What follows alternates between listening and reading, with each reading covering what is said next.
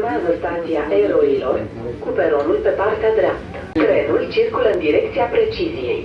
Pentru direcția Gara de Nord, Tristor 2, coborâți la stația Eroilor. Călător trenul circulă în direcția Valei Arunții. Urmează stația Academia Militară cu peronul pe partea stângă. Urmează stația Favorei cu peronul pe partea stângă. Tudor Vladimirescu cu peronul pe partea stângă. Urmează stația Parcul Notavelei cu peronul pe partea stângă.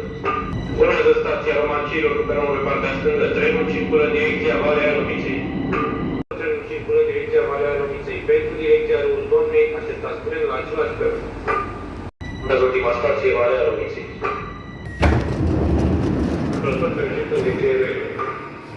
Stația Constantinului Pușkin, pe partea stângă.